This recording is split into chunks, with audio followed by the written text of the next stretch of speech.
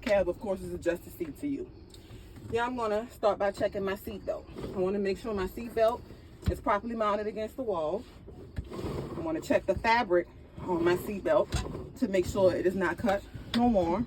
I wanna make sure my seat belt latches, that it adjusts tightly across my chest, and that it unlatches quickly in case of an emergency. Then I can throw that off to the side. Next, I'm going to do a safe start.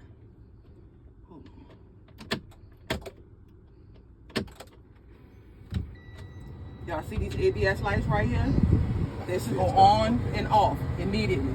This one is staying on, so there's ABS, something wrong with the ABS system on the truck. So then I'm gonna make sure I'm in neutral, make sure that my parking and trailer brakes are both released, and then I'm gonna press my foot down on the clutch, and I'm gonna start my engine all the way. That is how you perform a safe start. Slowly release my clutch.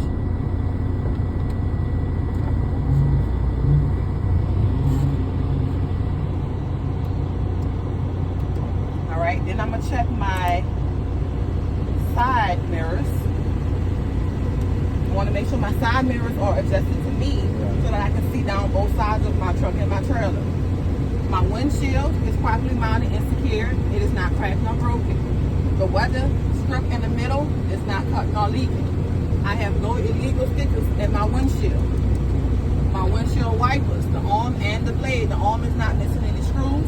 My windshield wiper blade should not be cut nor worn, and it should be pressed firmly against my windshield. And I'm going to hold this right here, and I'm going to push it and hold. And I should have the proper amount of washing fluid inside the vehicle.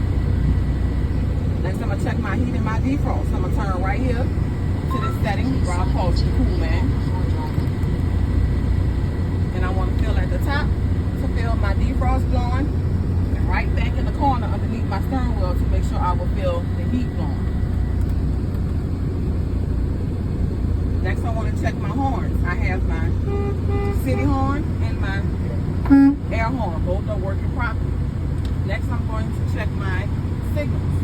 I have my left signal, my right signal, my high beams, and my four-way flashes are all working properly. Now I'm going to read my gauges. My air pressure should be 120 to 125. My oil pressure should be 20 to 45. It's a little hot, but it's going to settle down. Should be 20 to 45. My battery is digital, so it should say anywhere in this screen. Probably says it immediately when you first turn the truck on. But you can point right here and see my battery should be 12 to 14 volts. And my coolant, which is the gauge right here that says water,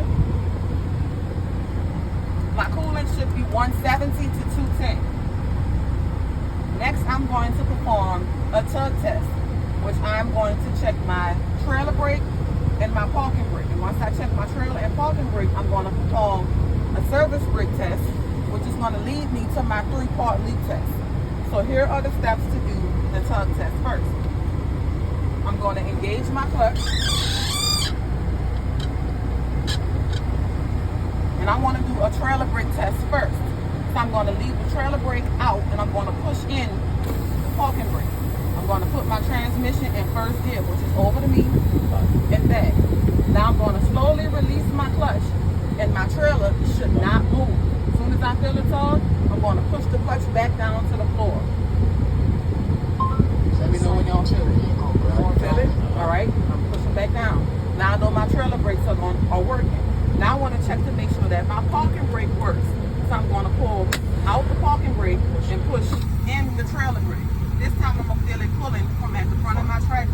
My tractor should not move. Let me know when y'all feel it. Okay. Now I'm going to perform a service brake test. So both go in, and I'm going to roll forward at 5 miles per hour. I'm going to apply my service brake, and my vehicle should stop smoothly. It shouldn't pull left or right.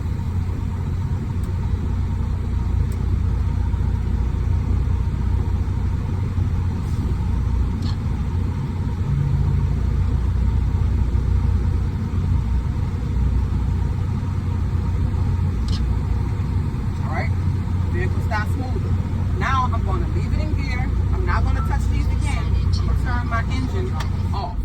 I'm going to release my clutch, and I'm going to turn my key back to the on position, and I'm going to wait for all of my needles on all my gauges to cycle and settle. I want to make sure I have at least 100 pounds of air pressure in both air tanks. If I don't, I would explain to the examiner I need to build up my air pressure before I do my 3-part leak test, but we good. So the first part of the leak test is the applied pressure test. Well, I will apply pressure to my service brake and hold it for 1 minute, and within that 1 minute I should lose no more than 4 psi. And I'm watching these gauges right here for the whole test, the air gauges. So I'm going to hold the service brake down, well, not in exactly 60 seconds, probably like 6 seconds.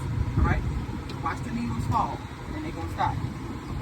All right, next I'm going to pump the brakes until my air tanks get to 60 psi, and my emergency warning buzzer is going to activate, and a light is going to come on the dashboard. See it? Hear it? All right. And the third and final part, I'm going to pump the brakes until my air pressure gets between 20 and 45, at which point my emergency spring brakes will activate. So I'm pumping, and I'm watching the gauges, and I'm waiting for both of these knobs to pop out.